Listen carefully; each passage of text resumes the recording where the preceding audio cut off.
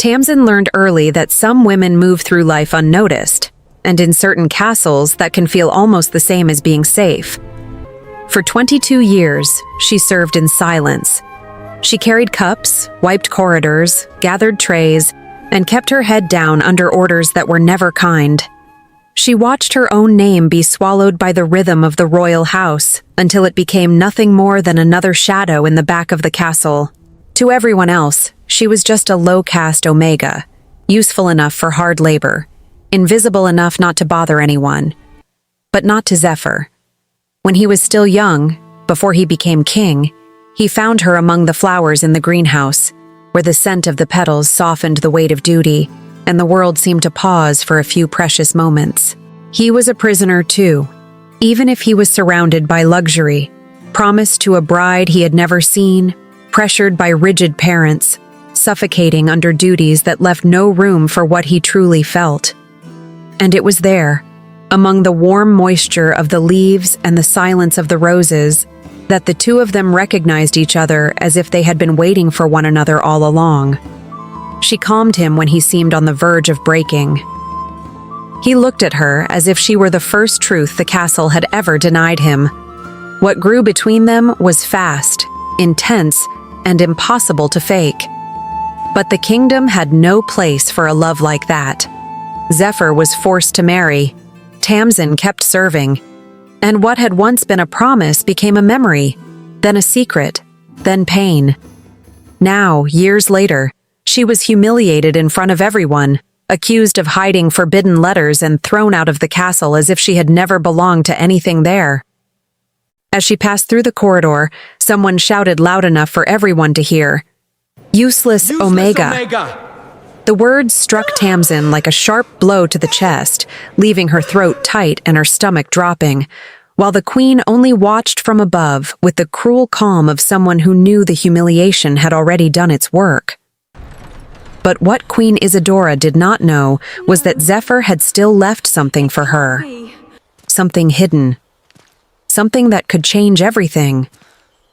And that night, when Tamsin opened the envelope left by the side of the road, she had no idea the letter would bring not only memories. It carried an ancient danger, a buried secret, and the truth about the love the king had never stopped feeling. But that night, when her fingers touched the yellowed paper, she discovered that the true end of her old life might only be the beginning of everything. If you love intense wolf stories with destiny and twists, go ahead and subscribe to the channel right now. So subscribe and turn on notifications so you don't miss any chapters. And how about we get to know each other better? I'm Maggie Reed, the author of these stories. And you? Drop a comment below with your name and what city you're watching from. Tamsin had been in the castle long enough to know that silence usually came right before a fall. So when they called for her that morning in the main wing, she only wiped her hands on her apron, straightened her shoulders, and followed the corridor as if she already knew where the day was headed. The castle always smelled like old stone, hot wax, and freshly cut flowers, but that morning everything felt heavier, even the air. At the salon doors, the guard stepped aside. Inside, her world ended. Queen Isadora stood in the center of the room, surrounded by ladies, servants, and two men from the administration. Beside her, Lady Vessa held a wrinkled envelope as if it were evidence in a crime. And maybe it was. Because when Isadora lifted her head and looked at Tamsin, there was more than rage in her eyes. There was calculation. Tamsin felt it before the first word was spoken, and somehow, that hurt the most.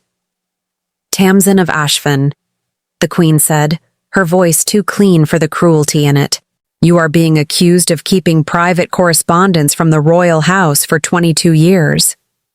The room went still. Tamsin opened her mouth, but Isadora raised a hand and cut her off before she could defend herself. "The letters were found in your chest, handwritten, kept carefully, hidden like treasure." A few faces turned toward her with the uneasy hunger of people who wanted to watch without being seen watching. The red-haired maid Tamsin had once taught to tie ceremonial ribbons 3 winters ago looked down immediately. One of the servants let out a short, nervous laugh and quickly covered it with a hand. Lady Vessa unrolled the paper with cold little theatricality. By decree of the royal house, servant Tamsin of Ashfin is hereby stripped of her duties. Her belongings will be removed. She will receive no recommendation, no return to the castle grounds. Her ties to this house are terminated. The sentence did not make her cry. It took the floor out from under her. Tamsin felt heat rise in her face, but she did not lower her head. She only pressed her hands together so tightly her fingers hurt. 22 years. 22 years of serving, cleaning, carrying, enduring. And now this was all that remained. A name severed by decree. The worst part was not the dismissal. It was the humiliation carefully staged so everyone could see it. The queen stepped forward. Her dark gown brushed the floor, but what Tamsin noticed was something else. The way Isadora surveyed the room, as if measuring the effect of a move already made. Remove her apron. The order landed like a slap. For a moment, no one moved. Then a guard's hand reached for the knot, hesitant, and the fabric was undone right there, in front of everyone. Tamsin felt her face burn. Not from shame over her body, not from fear, but because that plain, worn apron had been the symbol of the only life she had built. And now they were tearing it away as if they were stripping off a surname. She almost looked at the red-haired maid again. Almost. But she didn't need to. She had already seen the averted eyes. She already understood that in that room, her story had been reduced to gossip. Only Isadora did not seem pleased by gossip. She seemed satisfied by a move on a chessboard. Tamsin saw it in the way the queen held the silence after the order. In the corner of her mouth, so calm it was worse than a smile. This was not simple jealousy. It was something colder, something planned. 15 minutes, Isadora said. The guards will escort you. Tamsin did not answer. She gathered what little she could from the narrow servants' room. A change of clothes, her mother's old shawl, a worn medallion with her parents' faces already nearly faded away. The rest stayed behind. Everything there could be left. Everything except what she still carried inside. When she left through the east gate, she did not look back at the castle. She looked to the road and kept walking. The first stretch led nowhere in particular, just dirt, wind, and the sharp sound of her own boots. But it was there, between one loose stone and the next, that memory came rushing in. Tamsin had been 19 when she first walked through that same gate. That day she had come from a small village, wearing a dress too worn to impress anyone, and carrying a cloth bag with nearly everything she owned. She had been hired for kitchen work, laundry and cleaning, the kind of labor no one noticed, done by a low-caste Omega who needed to send money home where her father coughed through the night, and her mother could no longer rise from bed without help. Tamsin knew she would be invisible. What she did not know was that in her third week, the castle would send her to the greenhouse. She had only gone because someone had ordered her to retrieve a forgotten vase. The greenhouse was warm and damp, filled with the scent of wet earth and blooming flowers. And in the middle of that green silence, she saw him for the first time. He was standing with his back to her, motionless before a row of white roses. Dark coat, hands in his pockets, head slightly bowed, as if he were trying to hold a thought still inside his chest. When he heard her step, he turned, and Tamsin nearly dropped the vase, not because he was beautiful, though he was, but because there was exhaustion in his eyes. Not the exhaustion of hard labor, the exhaustion of someone surrounded by duties, expectations, and orders he had never chosen. "You can set it there," he said, glancing at the vase, then at her. His voice was low, unguarded. She froze. "Forgive me, sir, Don't apologize for walking into a place where the flowers are still alive." She blinked, confused, and he smiled a little, as if he knew exactly the effect it had on her. "What's your name?" It was the first time anyone important had asked her that like they truly wanted to know. "Tamsin, sir." He said it softly, as if testing how it sounded. Tamsin. And then he looked at her in a way that made her stomach turn over without warning. Not desire, not yet. Attention, full and rare, as if he had decided in that instant to see her. After that, the greenhouse became a secret. Tamsin would meet the young king hidden among the roses, and he would ask her questions no one else ever asked. He wanted to know where she came from. He wanted to know whether she liked rain. He wanted to know why she always looked at people's hands before she looked at their faces. Because hands reveal what mouths hide, she said once. He gave a quiet laugh. Then mine must be betraying me. She lifted her eyes, and he was too close for anyone who was supposed to keep his distance. The air between them changed. It didn't happen all at once. It happened slowly. One day he handed her pruning shears and let his fingers brush hers a second longer than necessary. The next, he found her trying to hide a cough after a cold night and shrugged off his coat to place it around her shoulders. "You'll catch cold," he said. "And you won't? I handle it better than you do." She wanted to say something sharp, but he had already turned away, and his scent stayed trapped in the heavy fabric that hung down to her knees. After that, she found herself looking for him before she would admit that she wanted to. One late afternoon, rain began to whisper against the glass roof of the greenhouse. He found her sitting on the wooden bench, knees drawn up, staring at the way the drops ran down the panes. "Are you afraid of something?" he asked. Tamsin let out a short, humorless laugh. "Almost everything."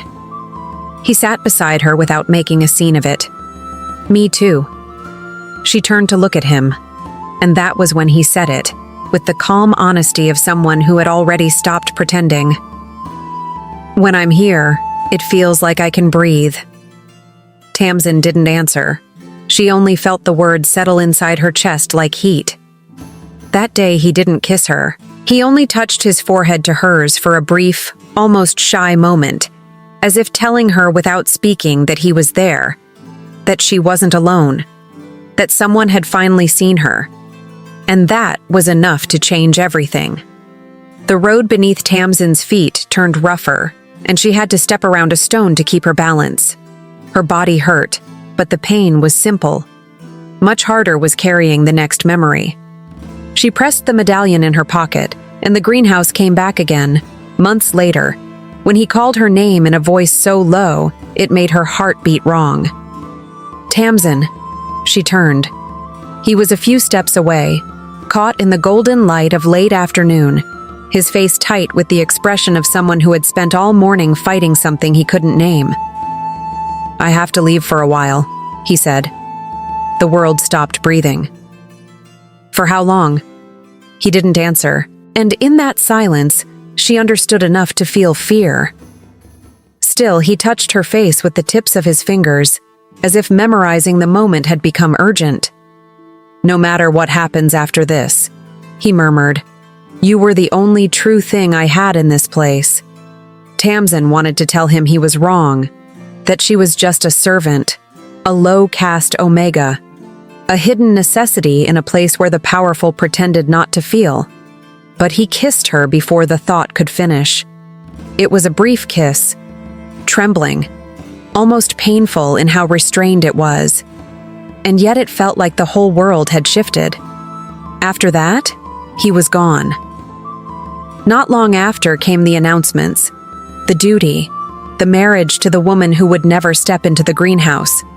And from then on, they learned to avoid each other in the hallways as if every meeting might kill something that was already wounded too deeply to survive.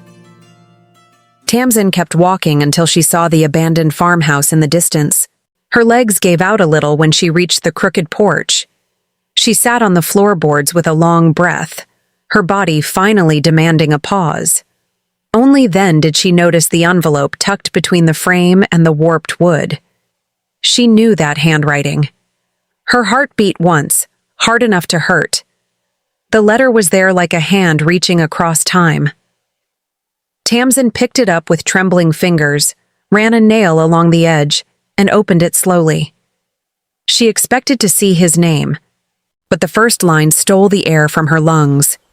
Tamsin, if this letter reached you, then you have already forgiven me for what has not happened yet. She froze. It was not the end of a letter. It was the beginning of a secret. And then, just below it, on the next line, came the words that made her hold her breath for real. I was not the one who wrote it for you. I was the one who hid it from you. Tamsin stared at the letter long enough for her fingers to go cold. The farmhouse around her had gone still in that strange, suspended way abandoned places often do, as if the walls themselves were listening. Wind combed through the weeds outside. A loose shutter tapped softly against the frame. The porch gave a low creak under her weight. Nothing about the house should have mattered, and yet this letter had been waiting for her. Her name was on the first line. She unfolded the page again with care and read farther this time, slowly enough to feel each sentence land. Zephyr's handwriting. No doubt about it. The sharp angle of the T.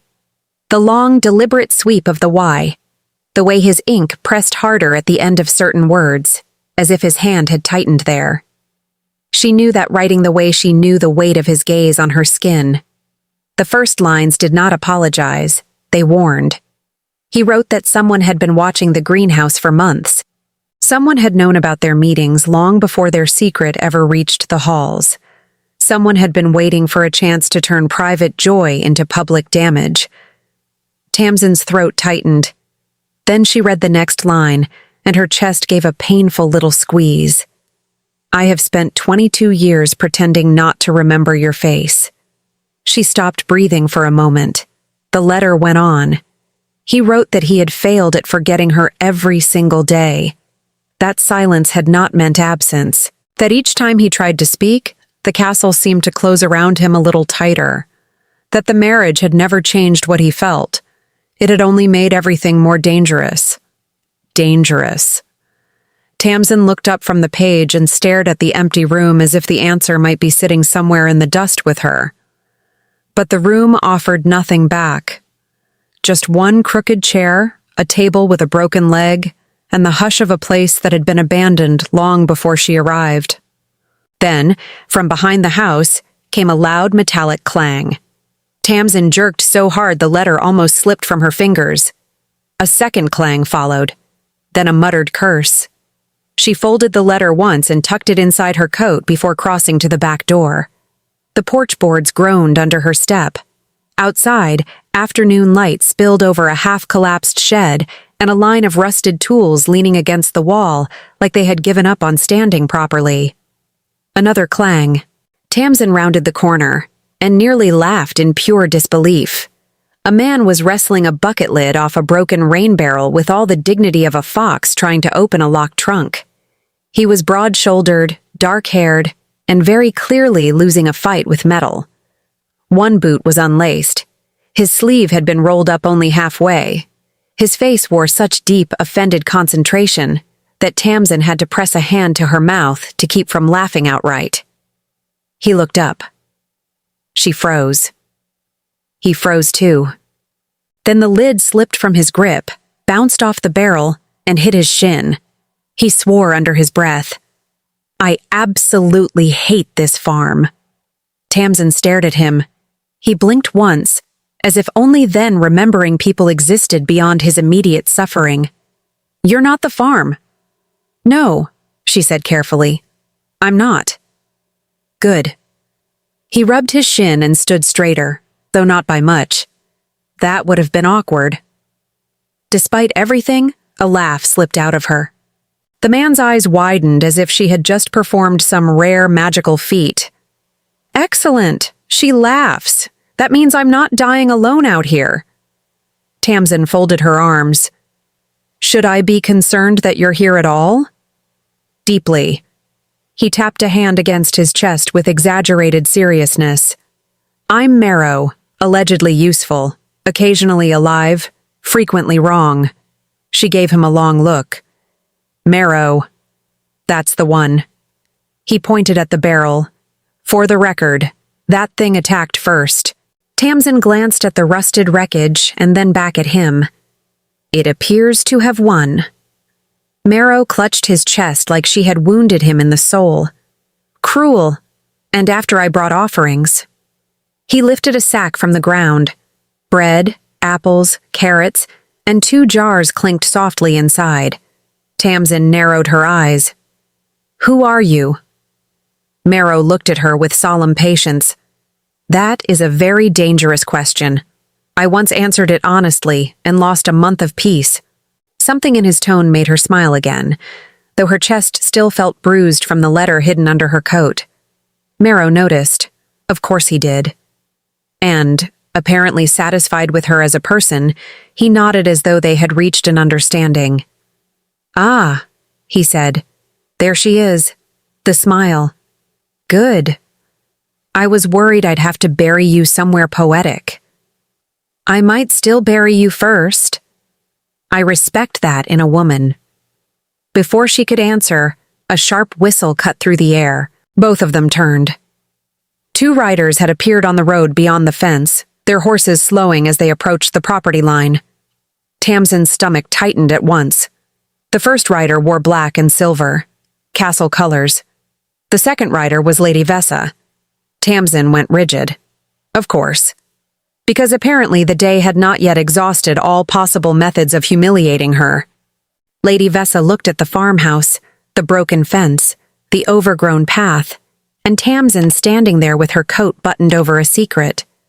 Her mouth flattened into the precise expression of someone who found the world deeply disappointing. "Well," she said, "you haven't managed to disappear after all." Marrow leaned slightly toward Tamsin and murmured, "Is she always like this? Or is today a special occasion?" Tamsin did not answer. Lady Vessa stepped forward. "You were instructed to leave the castle grounds and not linger near royal property." "I'm not on royal property," Tamsin said. "Only because the road is technically public." "Then I'm exactly where I'm allowed to be." The guard behind Lady Vessa coughed into his fist and looked away. Marrow glanced between them with open curiosity, the expression of a man who had stumbled into a story and decided not to leave until he understood the ending. Lady Vessa's gaze slid to him. "And who is this?" Marrow smiled with absolute innocence. It was a bad smile. The kind of smile that promised trouble and called it politeness. "Someone with a pulse," he said. "Barely." "Name?" "Marrow." The faintest crease appeared between Lady Vessa's brows, as if the universe had offended her by producing someone unserious. "Your purpose?" "To stand here and improve the scenery." The guard made a choking sound that could have been a laugh if he had been braver. Lady Vessa ignored him. Her attention sharpened again on Tamsin. "There is a final matter. By order from above, the contents of the envelope found at this farmhouse are to be surrendered." Tamsin's blood turned cold. "No." Lady Vessa's expression remained unchanged. "You have no standing to refuse." Tamsin's hand moved instinctively to her coat. The letter suddenly felt heavier than paper had any right to feel. Marrow saw the movement and frowned. "I'm going to guess that's the important paper." "It is none of your concern," Lady Vessa snapped. "Ah," Marrow said. "Then it's absolutely my concern. Move aside." "Respectfully," he replied, not moving an inch. "No." The guard shifted his weight. Tamsin saw it instantly. He wasn't eager, but he would obey if Lady Vessa ordered it. And that was enough. She stepped back before she even knew she was doing it. Then she did the one thing none of them expected. She ran. "Hey!" Marrow shouted behind her. The guard lunged after her at once. Tamsin cut sharply around the side of the shed, boots slipping in the mud, heart hammering against her ribs. She heard Lady Vessa's voice rise behind her, clipped and furious. Heard Marrow swear in a way that was impressively creative. Then somehow, he was beside her. Not chasing. Running with her. "Left," he barked. "I know." "You absolutely do not know. You're just saying that for morale." Tamsin nearly laughed even while her lungs burned. The guard rounded the corner. Marrow grabbed a hanging rake from the shed wall and shoved it into the man's chest, with all the precision of someone who had once learned to defend himself by being ridiculous about it. The guard stumbled back, stunned more by the absurdity than the force. "Really?" the man gasped. "Yes," Marrow said. "Very effective, highly trained." Tamsin kept moving. She darted through the narrow gap between the shed and the fence, ducked under a low branch, and emerged into the tall grass beyond. For one wild second, she thought she might actually get away. Then Lady Vessa appeared at the edge of the yard. She was not out of breath. She was not startled. She looked almost pleased. Tamsin slowed, because something in that expression was wrong. Not angry. Not even vindictive. Certain. Lady Vessa's eyes landed on the letter pressed inside Tamsin's coat, and her smile thinned into something sharp enough to cut. "So," she said quietly, "he did leave you something after all." Marrow's face changed. Tamsin looked at him and saw the humor vanish from his expression in an instant. He was no longer playing, no longer performing. His gaze fixed on Lady Vessa with a quiet, ugly recognition that made the air feel colder. He knew her, not casually, not socially. The realization tightened in Tamsin's chest. Lady Vessa took one slow step forward. "You should have surrendered it when you had the chance." "What is it?" Tamsin demanded. But Lady Vessa didn't answer her. She answered Marrow. "You weren't supposed to be near her." Tamsin turned sharply toward him. Marrow exhaled once through his nose, the way a man does when a very old problem has just walked back into the room. "Oh," he said. "This is worse than I thought." The guard straightened behind Lady Vessa, suddenly alert. Tamsin looked from one face to the next, pulse racing. "Who are you?" she asked Marrow again. But now the question had changed completely. He gave her one quick, grim look, then reached into his coat and pulled out a sealed signet bearing the royal crest. Tamsin's breath caught. Marrow lifted it slightly, then looked at Lady Vessa with no humor left at all. "Let's all calm down," he said. "And by all, I mostly mean you." Lady Vessa's eyes narrowed to slits. Tamsin's heart hammered. The letter inside her coat felt suddenly alive. And somewhere in the back of her mind, Zephyr's words echoed with painful clarity. "I have spent 22 years pretending not to remember your face." She clutched the paper tighter and held her ground. Then the farmhouse door behind her creaked open in the wind. Something had shifted. Something had begun. And Tamsin had the terrible feeling the worst part of her life had only just introduced itself. For one suspended second, nobody moved. Tamsin stood in the grass with the letter locked against her ribs, Marrow beside her with his ridiculous signet half raised, Lady Vessa on the far side of the yard like she had arrived exactly where she intended to be, and the guard looking suddenly much less certain about his afternoon. The farmhouse door behind Tamsin creaked again in the wind, slow and hollow. Lady Vessa's gaze did not leave Marrow. "You should not be carrying that," she said. Marrow glanced at the signet in his own hand, then at her. "And yet, here we are. Whose authorization do you think that is?" "Mine," he said. That was enough to make the guard cough on nothing.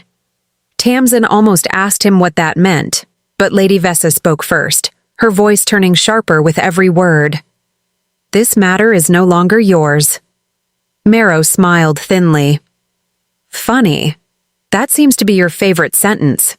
Tamsin looked between them, understanding almost nothing and somehow too much at once. The tension in the yard had the shape of history. Old history. The kind of thing people did not name because naming it would mean admitting how deep it ran. Lady Vessa took one more step forward, and Marrow mirrored it without hesitation. That was when Tamsin noticed it.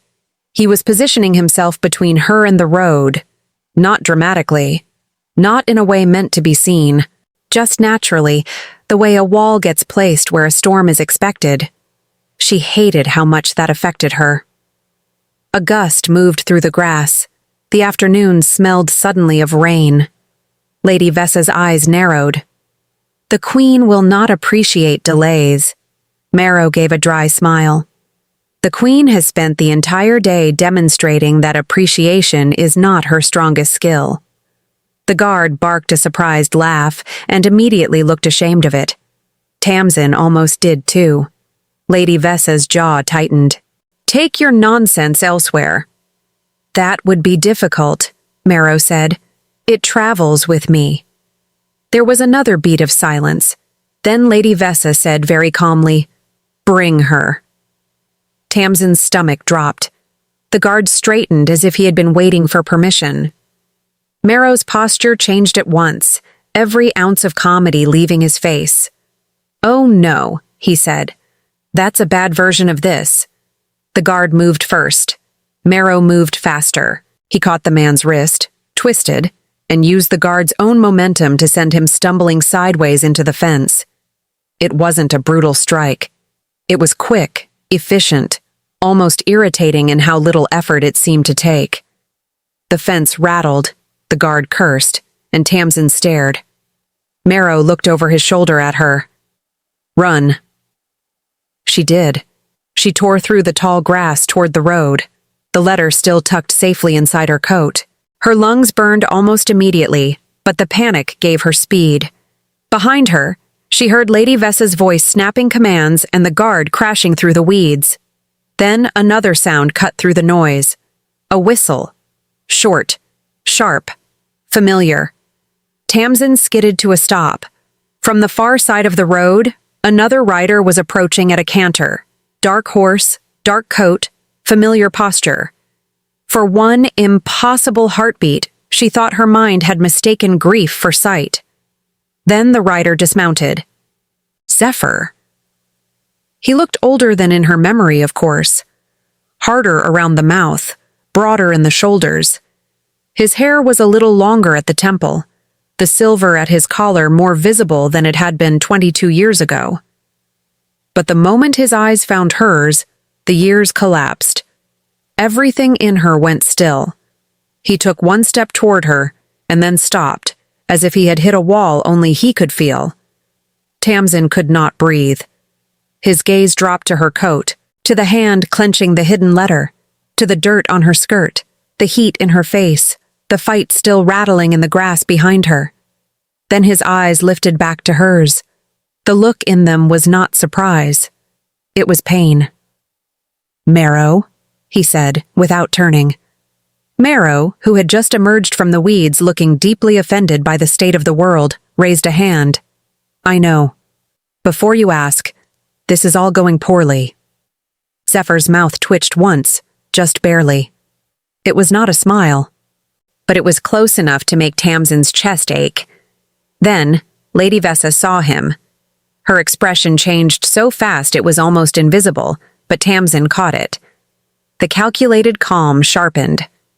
The certainty in her eyes deepened into something almost triumphant. Your Majesty, Lady Vessa said with perfect obedience and absolute warning all at once. Zephyr did not look at her. Step away from her. The words were quiet.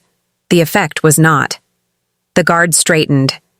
Marrow sighed like a man who had hoped to avoid an expensive problem. Tamsin stood frozen between all of them, heart pounding.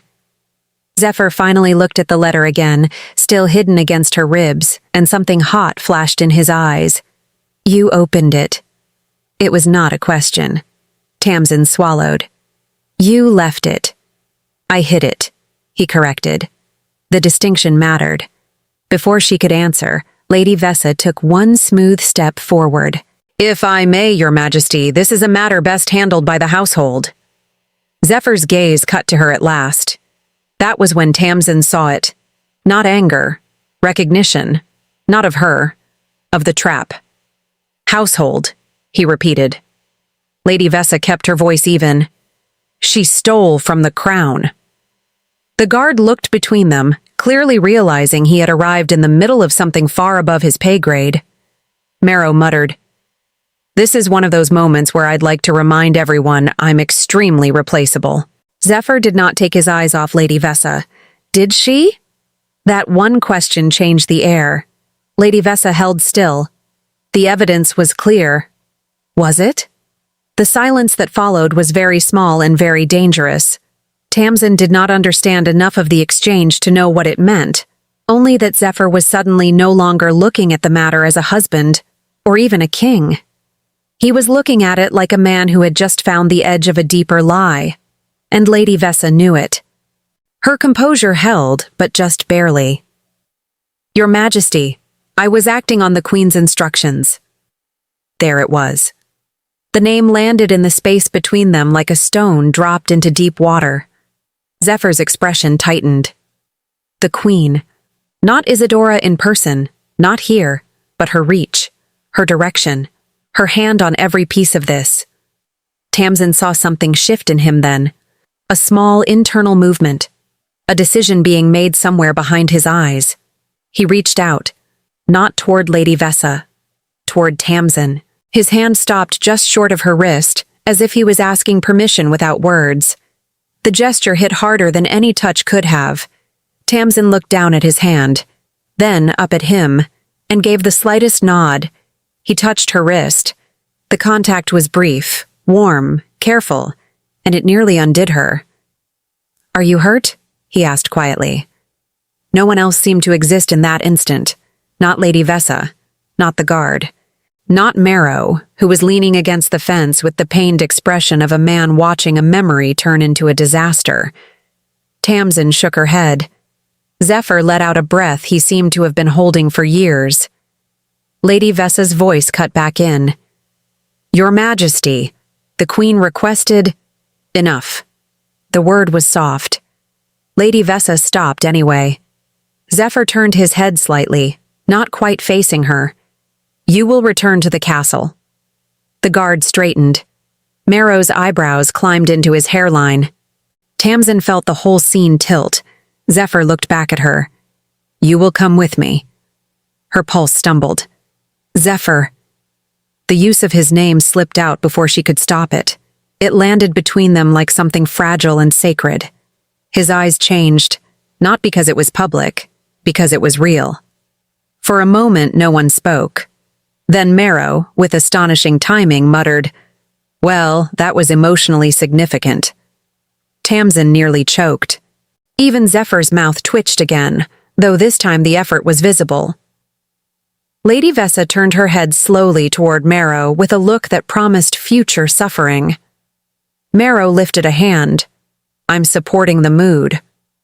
"By all means," Lady Vessa said icily. "Keep doing that somewhere else." Zephyr finally looked toward Marrow. "You knew where she'd be." Marrow shrugged. "I guessed. Poorly. Accurately enough." That earned him a flat stare. Then Zephyr looked back to Tamsin. "I need you to come with me," he said again, lower this time. "Now." Tamsin heard the edge in it. Not command alone. Urgency. Fear, almost. The kind that meant the day had already gone wrong in ways she did not yet understand. Her gaze flicked to Lady Vessa.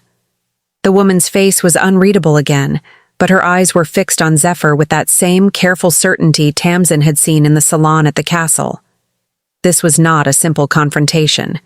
It was the opening move of something much larger. Tamsin tucked the letter deeper into her coat.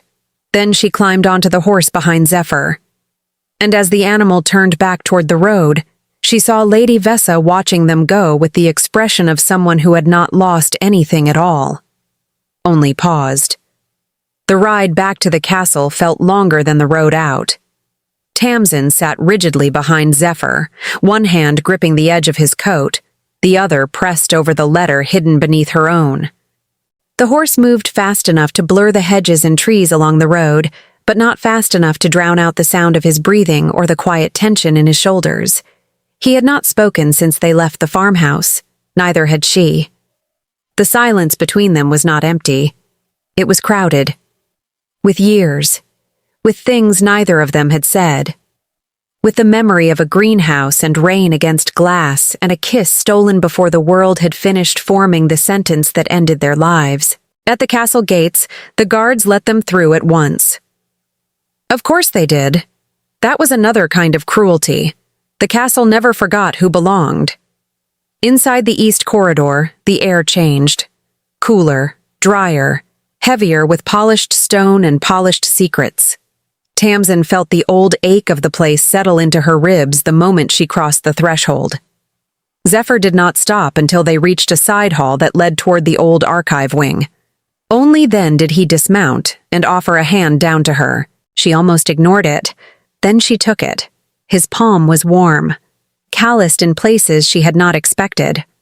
The contact lasted only a second, but it was enough to make her throat close. He must have felt it too, because he looked away first. That somehow hurt. The hallway beyond them was empty, which was suspicious in a castle full of ears. Zephyr moved to a narrow alcove beside the archive doors and pushed open a hidden panel in the wall. Tamsin stared. He noticed. "I used to hide here when I was 19, he said dryly. "I have always been irritatingly committed to bad hiding places." Despite herself, she laughed once. His face softened at the sound, almost against his will. Inside the alcove sat a narrow bench, a low lantern, and a stack of old ledgers wrapped in cloth. Zephyr shut the panel behind them, cutting off the corridor noise. Now they were alone. That should have been comforting. Instead, it made everything sharper. Tamsin pulled the letter from her coat and held it out. "You should explain this." Zephyr did not take it immediately. His eyes stayed on the envelope as if it had teeth. "I planned to," he said. "That seems late." "It is." The honesty of it startled her. He finally took the letter, but only to turn it over in his hands once. The gesture was almost reverent, almost painful. "I hid it in the farmhouse because Lady Vessa would never search there herself," he said. "And because if she did, she'd tell herself it was already too late." Tamsin folded her arms. "You keep saying her name like she matters." "She does." "That sounds like a problem." "It is." He looked at her then, properly, fully. The kind of look that made her feel seen and exposed at the same time. "She knew about us," he said. "Before the wedding. Maybe before I did." Tamsin's stomach sank. "She was the one who pushed the first rumors into the hall," he continued. "The one who made sure every servant whisper reached the Queen's ears. The one who turned our meetings into evidence before anyone had even decided they were dangerous." Tamsin stared at him. "Why?" Zephyr's jaw tightened. "Because she wanted leverage, against my father first, against the Queen after, against anyone who could be made useful."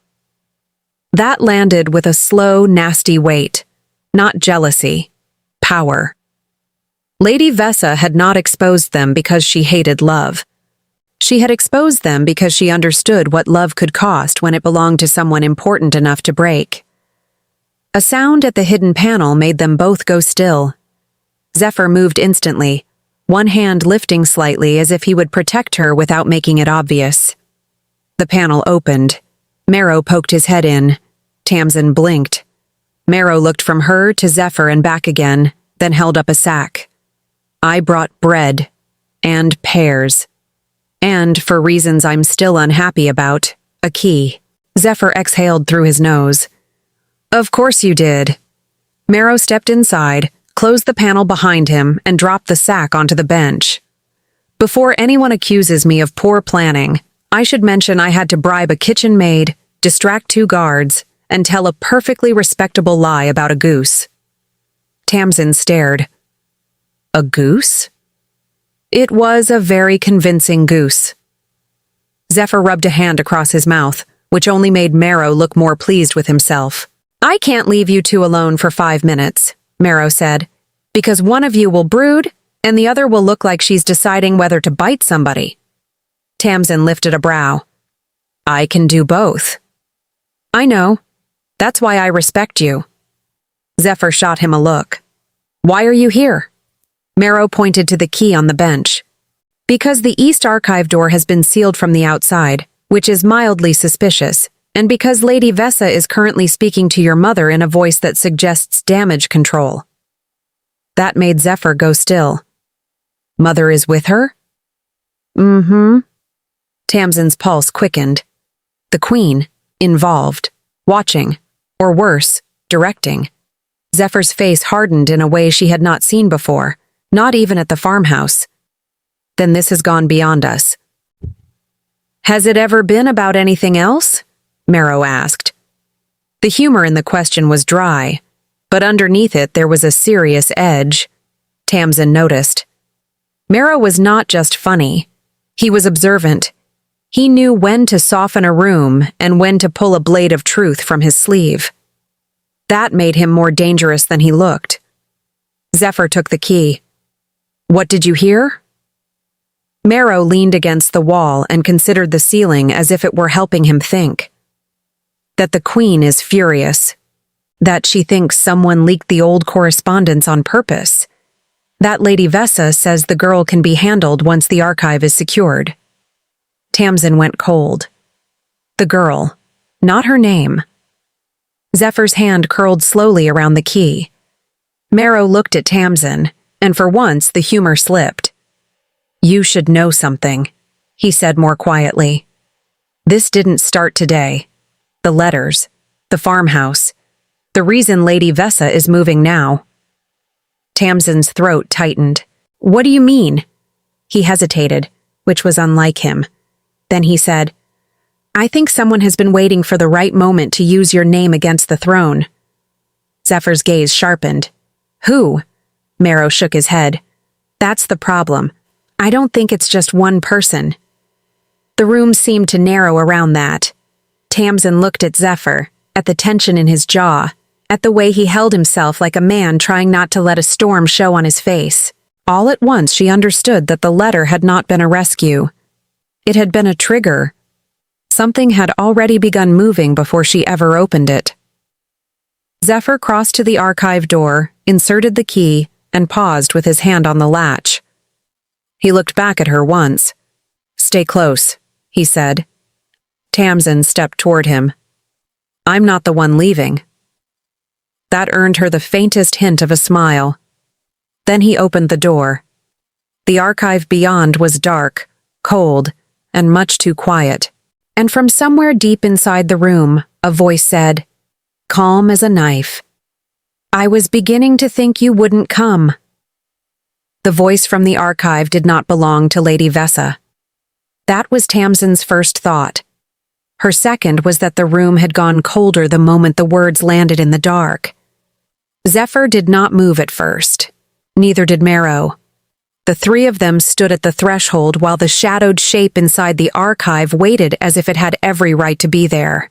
Then a lantern clicked on. The light revealed shelves, dust, old ledgers, rolled maps tied with fraying ribbon. And at the far table, sitting with perfect composure, as if he had been waiting for tea instead of confrontation, was a man Tamsin had never seen before. He was older, maybe in his late 50s, with silver threaded through dark hair and a neatly trimmed beard. He wore black gloves and a ring with the same crest as the one on Marrow's signet. His posture was calm. Too calm. Zephyr's shoulders hardened. "Cairn," he said. The man smiled slightly. "Your Majesty." Marrow muttered, "Oh, good. The terrifying one has a name." Tamsin glanced at him. "You know him?" "I know enough to dislike him immediately."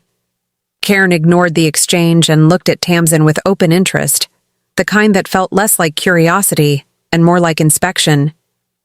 "So this is her." Tamsin's skin tightened. Zephyr stepped a fraction in front of her. "You should not be in this room." "I disagree," Cairn said. "This room has been mine for 3 weeks."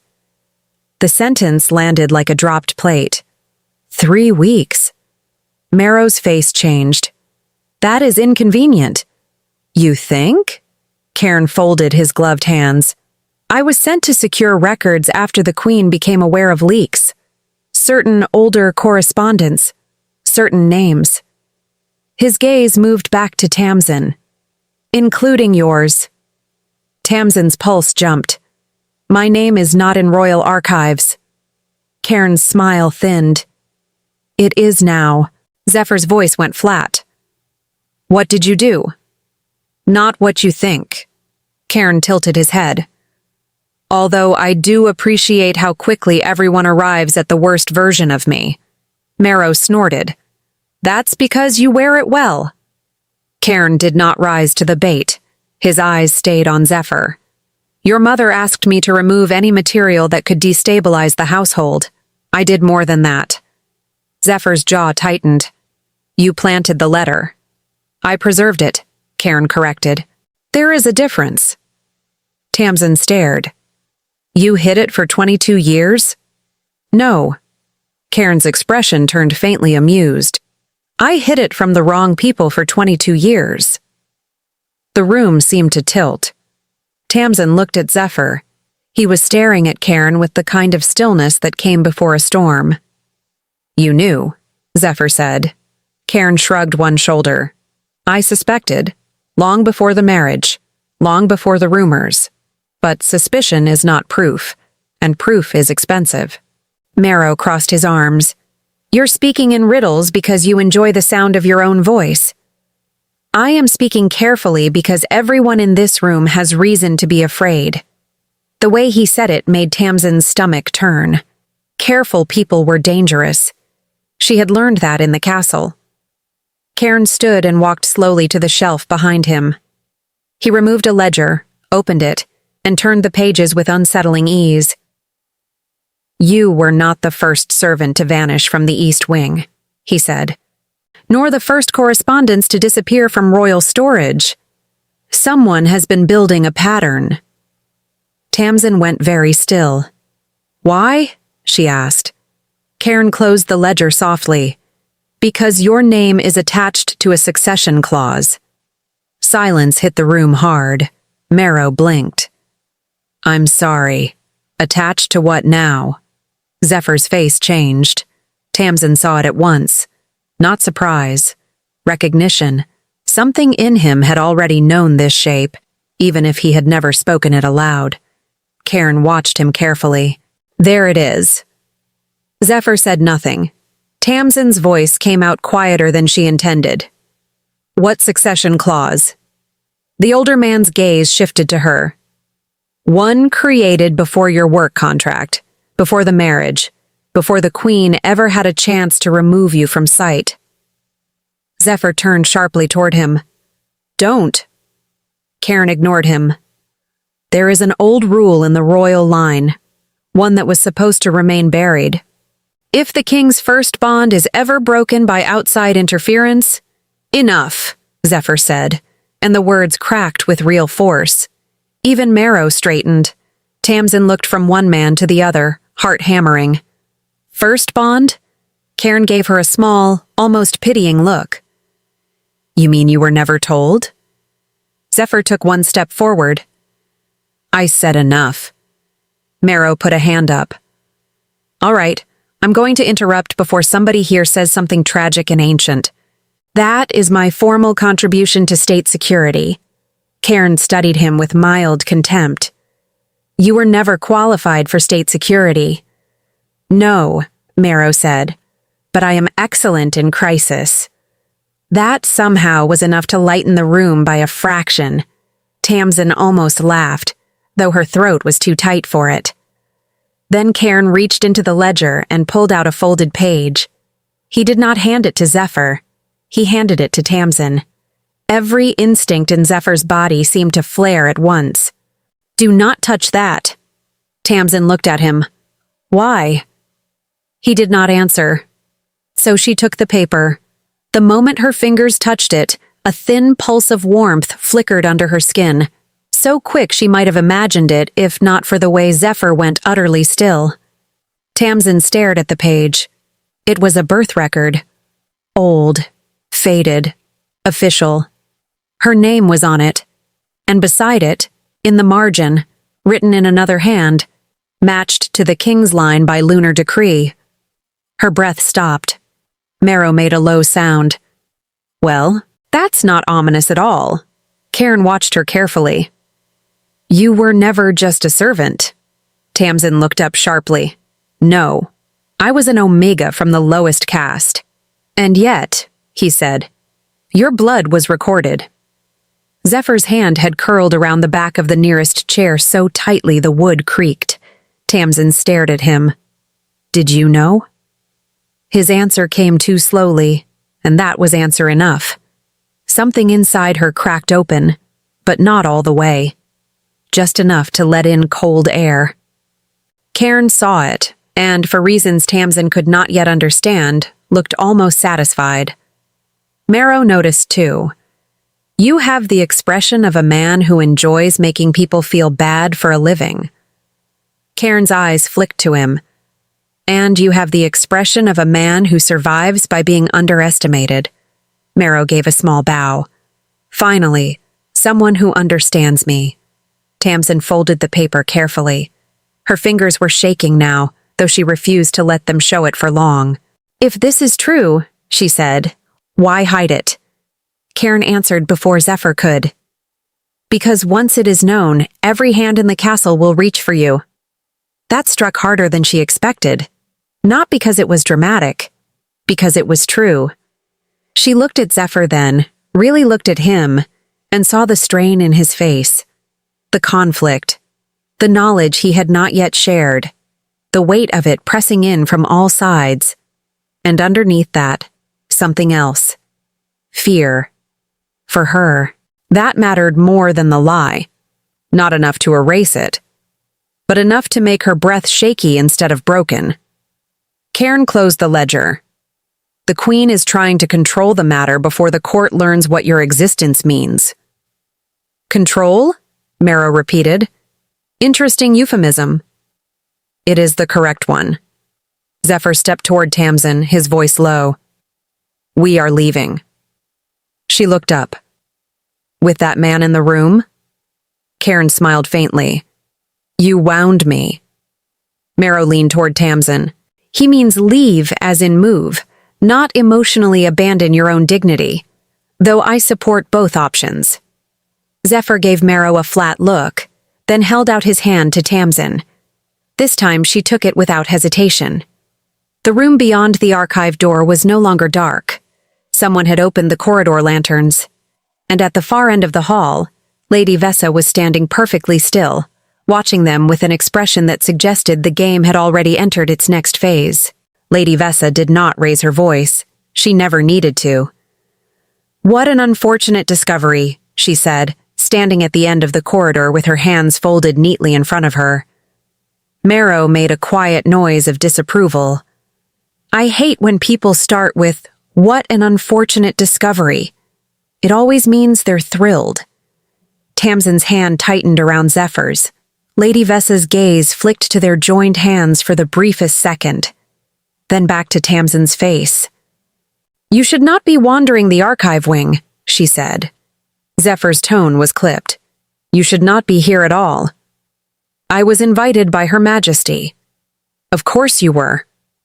There it was again, that subtle tension, the kind that told Tamsin the Queen was not the only person with a plan. Lady Vessa looked at the folded birth record in Tamsin's hand. Has he shown you everything? Tamsin said nothing. Marrow stepped forward with the air of a man entering a duel he had no intention of losing. Before anyone gets too dramatic, I'd like to point out that the vibes in this hallway are terrible. Lady Vessa ignored him. That document should not be in your possession. Tamsin lifted her chin. It was in the archive. Then it was in the wrong place. That sounds like a problem for you. A tiny pause. Marrow's eyebrows rose. Zephyr's mouth twitched once and then went flat again. Lady Vessa's gaze sharpened. You've learned to bite back. I've had 22 years to practice. That landed. Not loudly, but it landed. For the first time, Lady Vessa looked at her as though seeing something real instead of convenient. Then she smiled. It was not warm. It won't help. Zephyr's voice dropped. Enough. Lady Vessa turned her eyes to him. Your mother requests your presence in the solar. Then she can continue requesting. That is unwise. and yet, here we are. Marrow murmured to Tamsin, "He's starting to sound like me, and I don't like what that implies." Tamsin almost smiled. Almost. Then Lady Vessa took one slow step closer. "The Queen is prepared to be gracious," she said, "if the matter is handled quietly." Tamsin heard the warning buried beneath the words. So did Zephyr. His face changed again, hardening with something that looked very much like restraint being tested. "Quietly for whom?" he asked. Lady Vessa did not answer. That was answer enough. Tamsin's pulse quickened. The Queen wanted secrecy, damage control, the letter, the record, her name. Everything folded neatly away before the court could start asking why a low-caste Omega's blood had been marked beside the royal line. Not because of scandal, because of power. That realization chilled her more than the old stone floor beneath her boots. Zephyr turned slightly toward Tamsin. "Do you trust me?" The question hit so suddenly she almost missed it. Not will you come. Not obey. "Do you trust me?" Marrow looked away politely, like a man trying to preserve privacy while obviously listening to everything. Tamsin studied Zephyr's face. The years had changed him, but not enough to erase what she knew.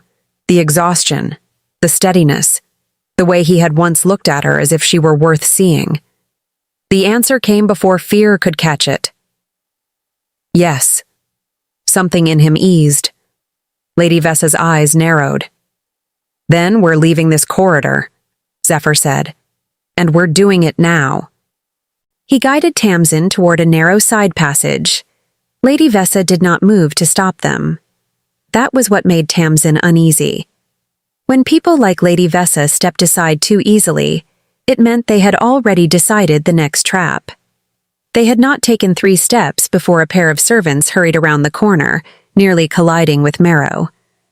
One of them was a young kitchen boy carrying a tray of teacups. He looked at Marrow, at Zephyr, at Lady Vessa, and immediately understood this was not a normal day. His face went pale.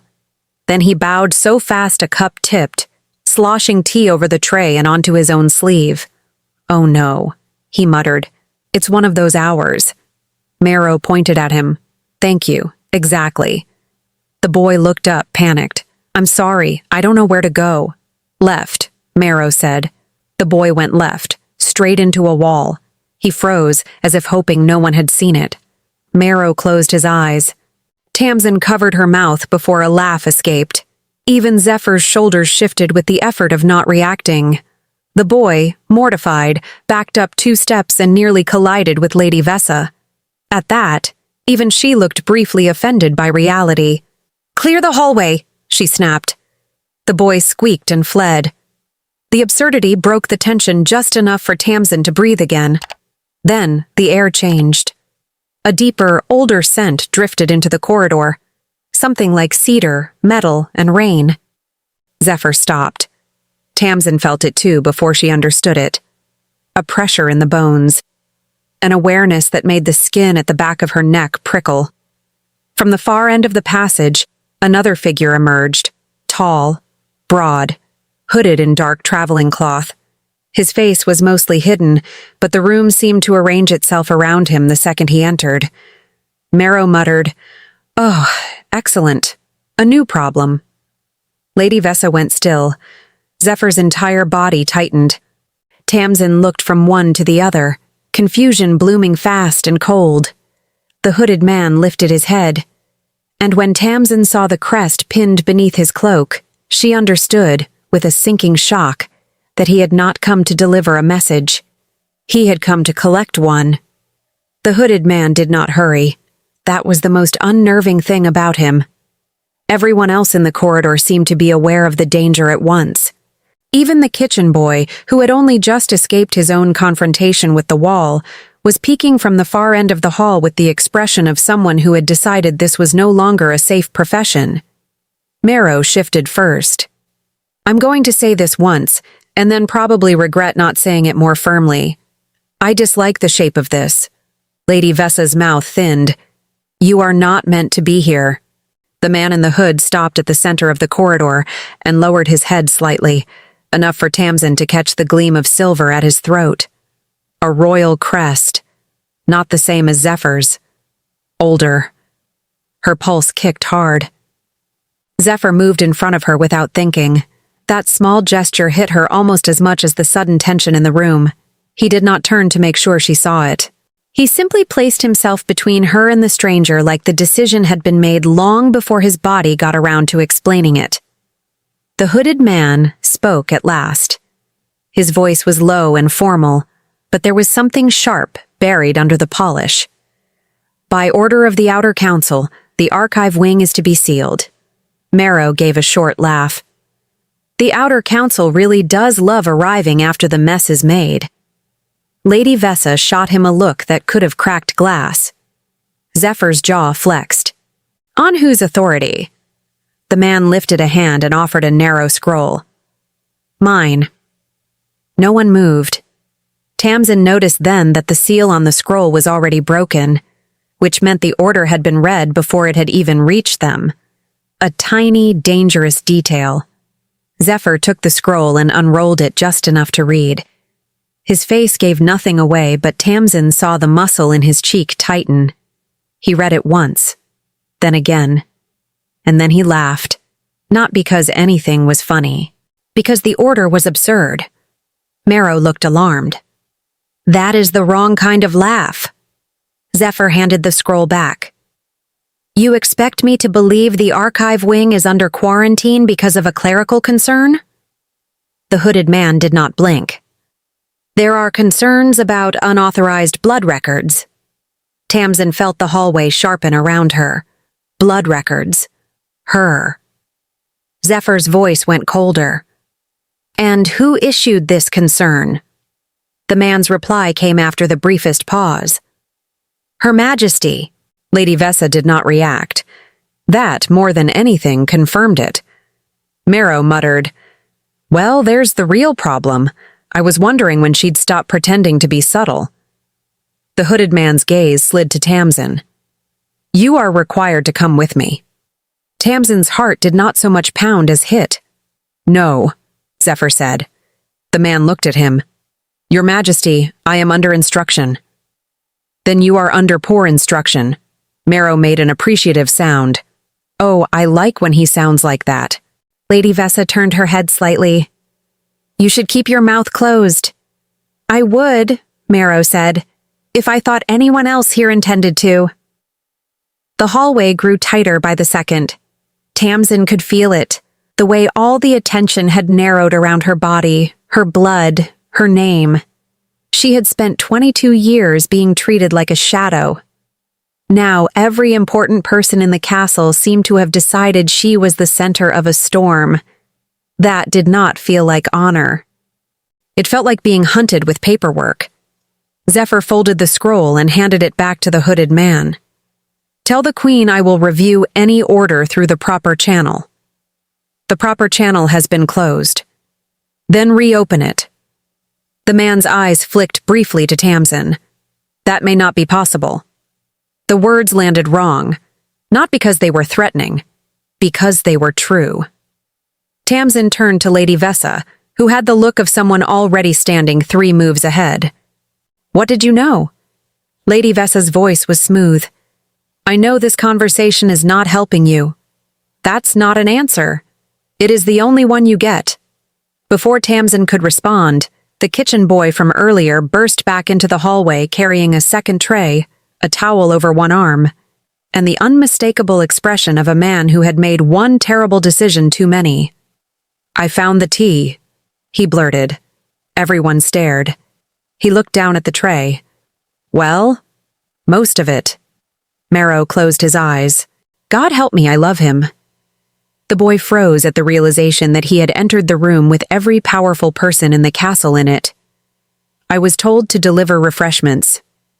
Lady Vessa's expression went blank in a way that was somehow more terrifying than anger. The boy glanced at Zephyr, then at Tamsin, then at the hooded man, and his face slowly changed from panic to full-blown despair. This is not refreshments, is it? No, Marrow said. The boy swallowed. I suspected. For half a second, even Zephyr seemed nearly amused. Then the hooded man shifted his weight. Tamsin saw it and felt the danger come back at full force. He was not here to negotiate. He was here to remove her. Zephyr caught her wrist. Stay behind me. She tugged lightly, not because she wanted to disobey, but because she could feel the way the room was beginning to move around them like a trap closing. I'm tired of hiding. Marrow looked at her with a spark of surprise and approval. There she is! The hooded man raised his hand, and the corridor exploded into motion. 2 more guards emerged from the far stairwell. One moved toward Zephyr, the other toward Tamsin. Marrow reached for the tray the kitchen boy was carrying and shoved it straight into the nearest guard's chest, sending teacups flying in all directions. The boy gasped. Those were borrowed. Then reclaim them later, Marrow shouted. Zephyr lunged for the scroll, catching the hooded man's wrist before he could pull something from his coat. The 2 of them twisted into the wall hard enough to crack plaster. Tamsin ducked as a guard swung past her shoulder, grabbed the nearest candlestick from a side table, and smashed it into the man's forearm before she fully realized what she was doing. She stared at her own hand for one stunned moment. Then she looked at Zephyr, and he looked proud of her. That expression nearly broke her concentration. The guard recovered fast. Too fast. He reached for her again, but Marrow clipped him behind the knees with a swift, viciously elegant sweep of the leg. Honestly, Marrow said, straightening, I have never seen a hallway so determined to be unprofessional. The kitchen boy, to his eternal credit, grabbed a fallen tray and used it like a shield. I'm being very brave, he shouted. You are, Marrow said, and deeply confused. Tamsin caught Zephyr's eyes for a second as he shoved the hooded man back. There was strain there now, not just anger, something more urgent. He was fighting not to get to her, and that terrified her more than the guards, because it meant he knew something she didn't. A harsh crack sounded near the archive door. The hooded man stepped back, and for the first time Tamsin saw his face clearly. He was not one of the castle's household men. He was older, scarred, and wearing the same insignia as the outer council, but turned at an angle that marked him as something else entirely. Enforcer. Tamsin's blood went cold. Zephyr, she said. He heard the warning in her voice and turned just in time to block a strike aimed at his side. The 2 men slammed into the wall together. Marrow's gaze snapped to the insignia and sharpened. That's not an archive order. That's a retrieval. The words hit like a bell. Retrieval. Tamsin backed up 1 step. The room had narrowed to instinct, movement, and the beat of her own heart. Then the hooded man spoke, low and certain, loud enough for all of them to hear. The Queen wants the Omega brought to her alive. The words landed like ice. Even the kitchen boy stopped moving. Tamsin felt the world tilt, not because she was surprised, but because the order finally made the shape of the danger undeniable. This had never been about a letter, not only a letter. Not only old romance, or humiliation, or rumor. It was about her body, her blood, her name, and what the Queen believed she could do with it. Zephyr's expression turned unreadable in one sharp motion, the kind of stillness that meant something dangerous had just been chosen. No one is taking her anywhere, he said. The hooded enforcer gave him a measured look. Your Majesty is not required for the transfer. Marrow actually laughed at that, though there was no joy in it. I'm sorry, did you just say transfer? She's not furniture. The enforcer ignored him. Lady Vessa finally moved, 1 precise step forward. This has become difficult. Become? Marrow repeated. That implies it was ever easy. Tamsin did not look away from the enforcer. What does the Queen want with me? No one answered immediately. That silence told her more than words would have. Zephyr took a step closer to her, close enough that his shoulder nearly brushed hers. Nothing she is going to get. The enforcer's eyes flicked toward him. You are making this more complicated than it needs to be. I'm making it more honest. Marrow muttered. That's a very expensive form of honesty. The corridor around them remained chaotic. Broken cups, spilled tea, a damaged candlestick, one very distressed kitchen boy gripping a tray like it was holy protection. Yet beneath the mess, Tamsin could feel the deeper current pulling her forward. Lady Vessa's gaze settled on her. You should understand something. Tamsin's jaw tightened. I'm sure you'll tell me whether I want to or not. A tiny pause. Then Lady Vessa said, The Queen did not find that birth record by accident. Tamsin's pulse stumbled. Zephyr went very still. Marrow's eyes sharpened.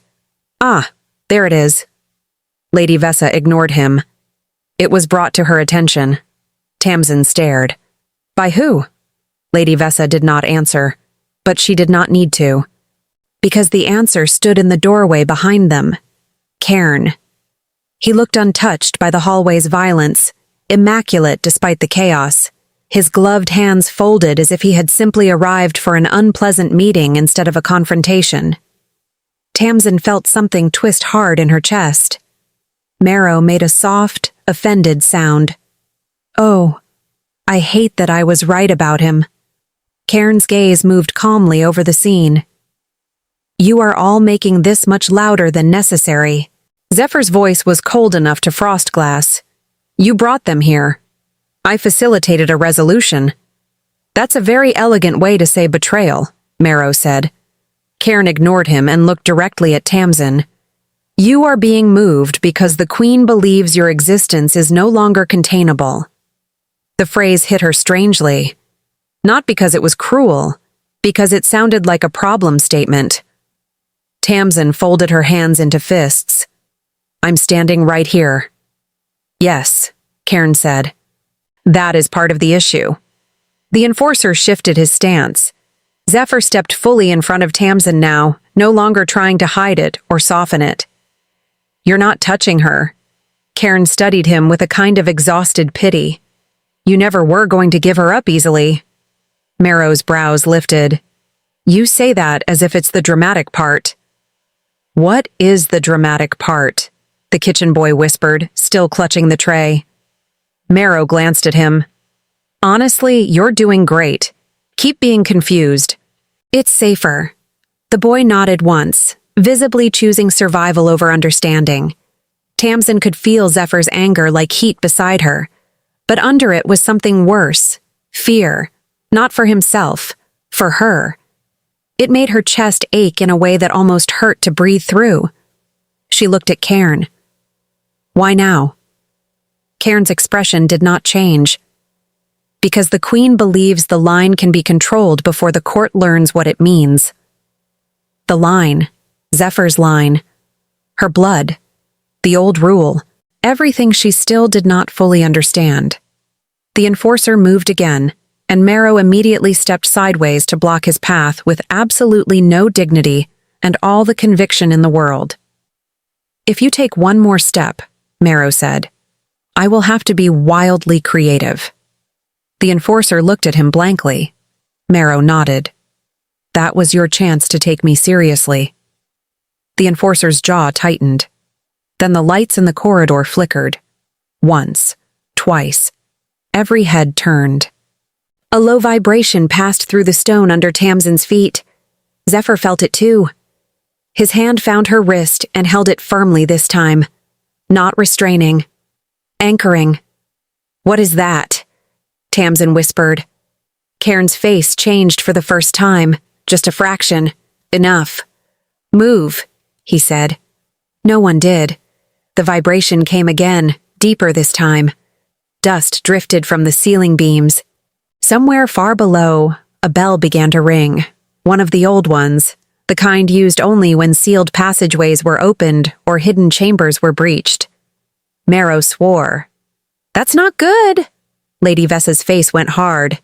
It's already started. Zephyr turned sharply. What started? But the answer came from the wall. A section of stone just beyond the archive door slid open with a grinding hiss. A hidden chamber, dark, cold, and lined with shelves of sealed boxes and old royal crates no one had mentioned in any of the records. Tamsin stared. So did everyone else. Then, from inside the chamber, something moved. A figure stepped into the doorway. Not human, or not entirely. Tall, pale, and hooded in silver-gray cloth, with eyes that caught the lantern light like wet glass. The room went silent in an instant. Marrow whispered, "I officially hate the second thing." The figure looked directly at Tamsin and smiled. Then it said, in a voice that made her skin prickle, "Finally." The silver-eyed figure stood in the doorway, as if the hidden chamber had been expecting her all along. Tamsin felt every muscle in her body lock. The room had gone so quiet that she could hear the faint scrape of Marrow's boot against the stone floor, and the sharp, controlled breath Zephyr took beside her. The creature in silver-gray cloth did not move closer. It only smiled, as if the sight of Tamsin had confirmed something it had been waiting years to see. "Finally," it said again, and the word chilled her more than the stone under her feet. Zephyr stepped in front of her instantly. "Do not look at her," he said, voice low and absolute. Tamsin's pulse thudded hard. "Zephyr, what is this?" But before he could answer, Cairn's composure cracked for the first time. Not dramatically, just enough. Enough for Tamsin to notice the change in his breathing, the tightening around his eyes, the tiny shift backward that meant even he had not expected this to open here, now. Marrow noticed too. "Oh," he said softly, "that's the face of a man whose afternoon has become a disaster." The kitchen boy, still clutching the tray as if it were a shield from destiny itself, let out a strangled whisper. "That's not a normal person, is it?" "No," Marrow said. "No, it is not. But I admire your optimism." The silver-eyed figure tilted its head. "She knows the scent." Tamsin frowned. "What scent?" The thing's smile deepened. "His." Zephyr's jaw tightened. The air around him changed, pressure and heat gathering in a way that made Tamsin's skin prickle. It was the first time she had ever seen him look less like a man and more like a power barely held in human shape. "Leave," he said. The figure did not. Instead, it lifted one pale hand and pointed at the folded birth record still in Tamsin's grasp. "That bloodline was never meant to be hidden," it said. "The first bond was broken." The old claws awakened. Tamsin's chest clenched. The words came together in her head in fragments, but not enough to form a full answer. "The claws," she whispered. "What claws?" Cairn answered this time, voice hard with reluctant truth. "One tied to the crown, one tied to the first chosen bond of a ruler. If that bond is interfered with, the bloodline is forced to answer." Marrow stared at him. "That is the least comforting sentence anyone has said in this room." The silver-eyed figure laughed softly. "Answer," it repeated. "Yes, that is what she is doing." Tamsin looked at Zephyr then, really looked at him, and saw it in his face. He had known, not everything, but enough. The hurt hit her before the explanation did. "You knew," she said. His expression tightened. "Tamsin, you knew something like this existed." He did not deny it. That was worse. The room seemed to tilt under her, not because the information was too much, but because the one person she had trusted with her whole heart had carried part of this in silence. And yet, even now, when it should have made her step back, he only looked at her with more pain than defense. "I was trying to protect you," he said. Tamsin's laugh came out raw and small. "By not telling me I was part of a royal blood clause?" Marrow winced. "In fairness, that sounds bad out loud." Zephyr shot him a look. Marrow shrugged. "It still does." The silver-eyed figure took another step forward. The queen wanted to bind the truth before the court could tear it open, but she is too late. Tamsin's stomach turned. Cairn spoke sharply. You shouldn't be here. The figure's gaze slid to him. And yet you brought her to the edge of it. Cairn said nothing. That silence was enough. Tamsin looked from Cairn to Lady Vessa, who had gone very still. Too still. The kind of stillness that belonged to people who had already lost control of the room and were deciding whether to pretend otherwise. Then, before anyone could stop her, Tamsin stepped forward. Zephyr caught her wrist, but gently. No. She looked up at him. I need answers. So do I. I'm serious. So am I. That nearly broke her. Not because he was refusing, but because the fear in his eyes finally made him look fully human again. Not king, not alpha. Just a man afraid of losing the person standing in front of him. The silver-eyed figure watched them with open interest. The bond is awake, it said. That is why she can hear us. Tamsin frowned. Hear who? The answer came not from the figure, but from the air itself. A low, echoing whisper seemed to pass through the chamber, not one voice but many, layered beneath the stone. Marrow swore under his breath. No, absolutely not. I hate ancestral voices. They are never helpful. The hidden chamber trembled again. Dust drifted from the shelves. The sealed boxes on the far wall began to rattle. Then one of them split open. Zephyr reacted instantly, pushing Tamsin back against his chest as a burst of silver light shot out across the floor. The light did not burn. It illuminated. It revealed markings carved into the chamber floor, an old circle, older than the castle itself. Cairn went pale. Lady Vessa finally lost her control. It's active. The silver-eyed figure smiled at that, a chilling, knowing expression. Of course it is. Tamsin's breath came quick now, her heartbeat pounding in her throat. What is this place? Zephyr's hand pressed flat against her back, steady and warm. A sealed inheritance chamber. Marrow made a choking sound. You have one of those? Of course you do. The silver-eyed figure turned its head toward Tamsin. And you, it said softly, are the key. That word struck harder than all the others. Key. Not a person, not a lover, not a servant, not even an omega. A key. Tamsin pulled in a breath, hurt flashing hot across her chest. I am not anyone's key. Zephyr's arm tightened around her, immediate and protective. No, you are not. The silver-eyed figure's expression did not change. You are the only blood capable of reopening what was sealed when the Queen's line made its first betrayal. Everything in the chamber seemed to go still. Cairn closed his eyes once. That tiny movement told Tamsin more than he wanted to. More had happened in this castle than anyone had admitted. More had been hidden than she could yet hold. Then the voice from the walls spoke again. Not threatening, not angry. Sad. And it said her name. Tamsin looked up sharply. The room seemed to inhale with her. From the carved circle on the floor, the silver light flared higher, and in that second, she saw flashes. Too quick, too brief, but unmistakable. A younger Zephyr in the greenhouse, his hand over hers. His face when he first said her name, the kiss, the marriage announcement, the years of silence. And then, something else. The Queen standing in a dark room with Lady Vessa beside her, both of them staring at a document with Tamsin's name on it. Marrow gasped. Oh, that is absolutely villain behavior. Lady Vessa shot him a death look, but Tamsin barely saw it.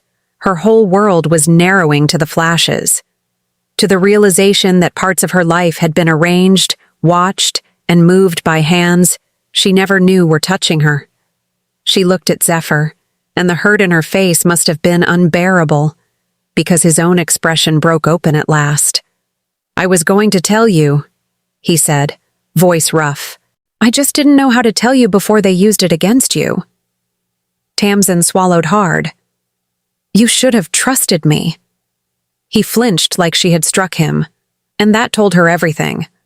Not that he didn't care, that he did. Too much. Enough to fear losing her to truth, to court, to prophecy, to whatever old rule had decided her life was useful. The silver-eyed figure watched them with eerie patience, as if none of this mattered except what happened next. Then it raised its hand. The chamber door slammed shut behind them. Marrow jumped. That is rude. The ceiling lights dimmed. The silver circle on the floor brightened. And Zephyr turned fully toward Tamsin. No more half-truths left in his posture. No more distance in his face. I need you to listen to me, he said. Tamsin's eyes shone. Then tell me the truth. He inhaled once, slowly, and whatever he was about to say was already changing the shape of everything. The chamber stayed sealed for a long moment after Zephyr asked Tamsin to listen. No one moved. Not even Marrow, who seemed to understand that this was not the time for a joke, however badly the situation might be begging for one. Lady Vessa stood stiff as a blade near the wall. Cairn looked as though he had finally reached the part of his own plan where the consequences became visible, and the silver-eyed figure watched Tamsin with unnerving calm, as if it already knew the shape of her answer. Zephyr did not let go of her hand. That alone steadied her enough to breathe.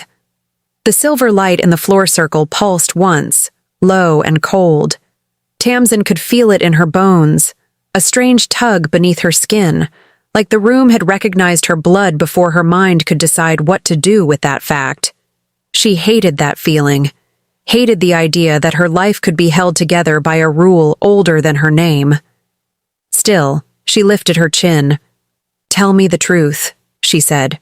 Zephyr's gaze held hers, and for the first time since the farmhouse, since the archive, since the hidden letters and the years of silence, he looked tired enough to be fully honest. The first bond is not what they told the court, he said. It was never a romantic title or a ceremonial promise. It was a safeguard. A royal line can only survive if the first bond is matched to someone the crown cannot easily control. Tamsin's pulse stuttered.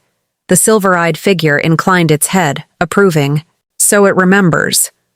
Zephyr ignored it. My mother knew about the clause. Lady Vessa knew more than she admitted. Cairn found the records and helped bury them. Your name was removed from the files because the Queen believed that if no one could prove what you were, no one could use you. Tamsin looked at Cairn, then at Lady Vessa. Cairn did not deny it. Lady Vessa did not either.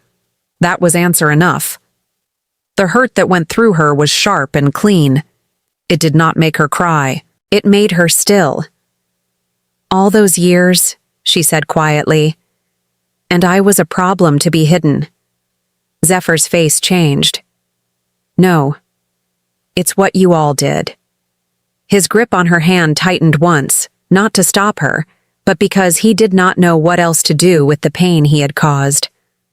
I didn't know how to tell you without putting a target on your back. Tamsin laughed once, but the sound had no humor in it. And instead, you put silence on my back. The words landed hard. Zephyr accepted them like a man who knew he deserved part of the blow. Marrow let out a slow breath. Just to be clear, this is awful, and also somehow the most emotionally honest room in the building. The kitchen boy, still there near the door with the battered tray, nodded as if he had discovered the entire castle had become a nightmare, and he was too polite to leave. Tamsin looked at him, and despite everything, the sight almost broke her composure in the best possible way. He was pale, confused, holding on to a cracked cup like it contained the answer to life. A normal person, in the middle of the impossible. That tiny bit of absurdity helped. Then the silver-eyed figure stepped forward again, and the chamber grew quiet. It is time, it said. For what? Tamsin asked. To decide whether the bond is honored or severed. Cairn's face tightened. There is no need for that here. The figure turned its pale gaze on him. You have already opened the chamber. The old law has awakened. It will ask for completion. Lady Vessa's voice sharpened. "The Queen will not allow this." That made Marrow snort softly. "The Queen is currently losing a battle with architecture and secrets. I'm not sure she's in charge of anything right now." No one laughed, not even Tamsin, though the comment nearly pulled one from her throat, because she understood then that the room had shifted from accusation to choice. A choice. Finally. Zephyr turned fully to her. "If we walk out of this chamber without sealing the claws, they will keep coming for you. The Queen. The Council. Anyone who thinks your blood belongs to the throne." Tamsin held his gaze. "And if we seal it?" His jaw tightened. "Then the old bond will be recognized in full. You will not be hidden again." That sentence pierced deeper than the others. Not hidden. Seen. Not as a servant. Not as a mistake. Not as a name on a paper tucked away in a sealed archive. Seen. Her breath caught. The silver-eyed figure watched her as if the answer had always been waiting in her chest. Tamsin looked at Zephyr. The years lived between them were not erased by this moment. The lies were not gone. The silence still hurt. But the way he was standing there now, open and unsheltered, told her something she needed more than forgiveness. It told her he was choosing her without the comfort of certainty. "You should say it plainly," she whispered. Zephyr's brows pulled together. "The choice," she said. "Say it plainly." He inhaled once, and when he spoke, his voice was rough. "I choose you, not because of the claws, not because of the crown, not because it is easiest. I choose you because I always did." The room seemed to stop breathing around them. Tamsin felt the words hit every bruise in her heart at once, not as a cure, as a truth, a late one, imperfect and still enough to matter. Her eyes stung. She did not look away. "Then I choose you too," she said. The silence that followed was enormous. Marrow closed his eyes briefly like a man witnessing a miracle and wishing it had arrived with less paperwork. The silver-eyed figure bowed its head once. "Then the chamber may close." Cairn frowned. "That is all?" The figure looked at him. That was always all. The circle of silver light on the floor brightened until it was almost white. Tamsin felt the pull in her bones sharpen, then soften, as if something old and wounded had finally heard the answer it needed. The hidden shelves trembled. Dust fell like ash from the ceiling beams. Somewhere beyond the wall, a bell rang once and then went silent. Lady Vessa took an involuntary step back. "No," she whispered. The chamber floor began to glow around the edges. Zephyr caught Tamsin's hand with both of his now, as if steadying her were a sacred duty. She felt heat through his palms, the kind of warmth that had once lived only in the greenhouse, only in secret, only in the tiny spaces where no one had thought to look. Now it was here, in front of all of them, real enough to survive witnesses. The silver-eyed figure stepped to the edge of the circle and placed one pale hand over the light. The chamber answered. For one dazzling second, Tamsin saw everything. Not just flashes. Whole moments, opening and closing like flowers under moonlight. She saw herself arriving at the castle at 19, shoulders bent from fear and poverty, hands raw from travel. She saw Zephyr in the greenhouse, tired and lonely and too proud to admit either.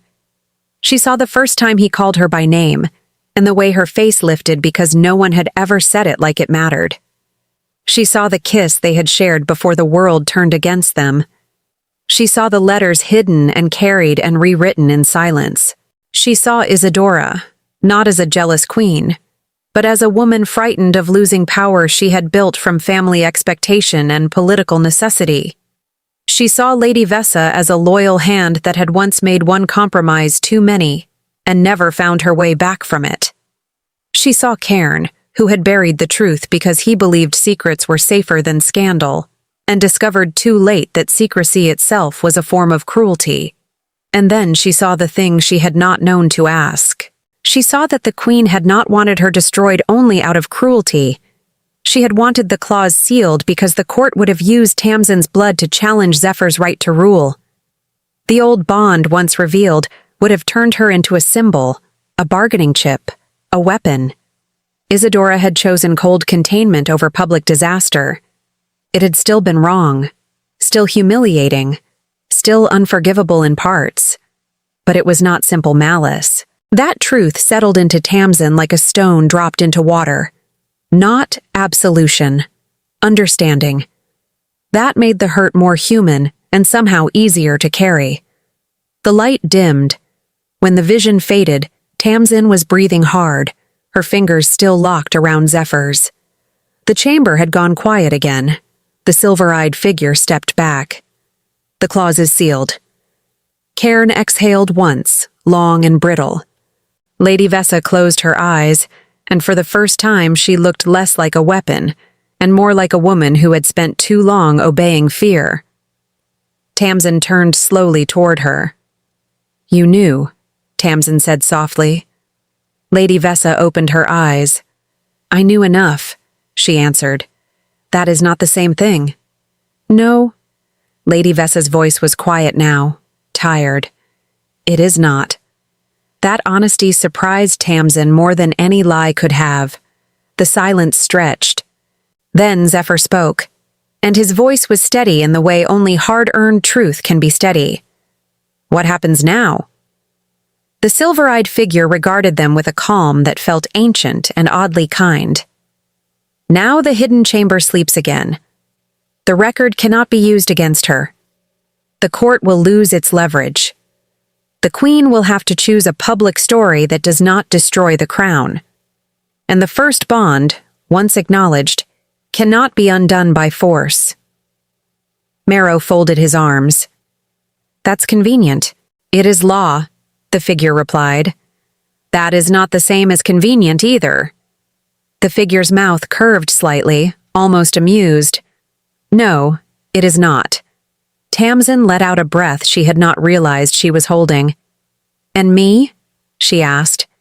The figure turned its pale gaze to her. "You decide," it said.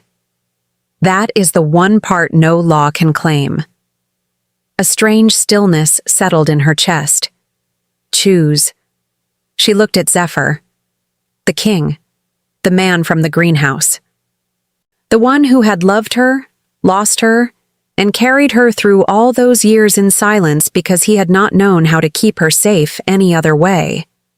She looked at Marrow, who lifted a shoulder with the solemn expression of someone saying without words that he would support her whether she fled, fought, or threw a chair at someone deserving. She looked at Cairn, who had buried the truth, and now looked like a man who had finally understood the cost of his own caution. She looked at Lady Vessa, who had served a queen's fear, and was now standing in the wreckage of that service. Then she looked back at Zephyr. "I'm not going back to the shadows," she said. His expression changed. "No," he said. "I'm not a secret. No. I'm not a mistake." His throat moved once. "No." She took a breath. Then another. "I'm not a tool." His eyes shone, though he did not let the tears fall. "No." Tamsin's hand tightened around his. "I'm staying," she said. "But not as someone hidden away in a hallway. Not as a servant. Not as a rumor. If I'm going to stand beside you, it has to be as myself." Zephyr nodded once, slow and absolute. "As yourself." Marrow looked faintly emotional in the terrifying way people get when they are trying not to show it. The silver-eyed figure inclined its head. "Then the chamber is finished with you." The walls gave a final tremor. The circle of light faded into stone. The hidden shelves settled. Somewhere far above them, life in the castle continued, unaware that one old law had just closed its mouth around 22 years of silence. Cairn stepped back first. "The queen will need a statement." Marrow sighed. "Of course she will." Lady Vessa looked toward Tamsin, and when she spoke again, there was no cruelty left in the words, only careful restraint. If you go to the solar with him, she will try to control the story. Tamsin nodded. Then she can try. Lady Vessa held her gaze a second longer, then inclined her head once. Not apology. Something smaller. Acknowledgement. That was enough. The silver-eyed figure began to fade at the edge of the chamber, as if its task had been completed and it no longer belonged to the room. Before it vanished, it looked at Tamsin one last time. Remember, it said, the bond is not what made you worthy. Tamsin swallowed. You were worthy first. Then it was gone. The chamber door unlocked with a heavy click. Zephyr reached for her hand again, and this time she let him take it openly. Not because the past was erased, not because the pain had disappeared, but because she had chosen to stop living inside the shape of other people's fear. They walked out together, into the corridor, into the castle, into the waiting storm of whatever story the court would demand. And when they reached the top of the stairs, the king stopped, turned toward her, and kissed her in full view of the open doorway. It was not hurried. It was not hidden. It was not the desperate secret of a greenhouse at 19. It was a promise. When he drew back, he kept his forehead against hers for a beat and whispered so only she could hear, "Home is wherever you are." Tamsin closed her eyes. For the first time in 22 years, she believed him without having to fight for it. Epilogue. Months later, the castle gardens were open again, not because the court had become kinder, but because Tamsin had insisted the flowers would not be punished for the mistakes of the people who once used their scent for secrets. That was how she spoke now. Clearly. Without shrinking. The queen had lived through the scandal by telling the truth in her own language, that the first bond had been protected, not erased, that old fears had warped too many decisions, that the crown had been wrong to let silence do its work. Lady Vessa remained in service, but on her own terms now, no longer as an extension of fear. Cairn disappeared from the public wing and was later seen in the records hall, where he spent his days correcting the archives he had once helped bury. Marrow stayed, of course, because someone had to ensure the castle remained at least mildly ridiculous. As for Tamsin, she no longer wore an apron unless she wanted to. She wore silk sometimes, practical dresses, soft boots. A ring carved from silver and moonstone that Zephyr had placed on her hand in a private ceremony with only the people who truly mattered. No grand spectacle, no forced applause, only truth and peace. The castle called her what she was now. Not servant, not Omega, not secret. Queen's consort, yes, in the formal records. But more than that, the one who had walked out of the shadows and chosen herself first. At sunset, Tamsin stood in the greenhouse with Zephyr beside her, the air warm with jasmine and the clean green scent of growing things. Marrow was outside, arguing with the kitchen boy about whether a garden gnome could legally be considered intimidating.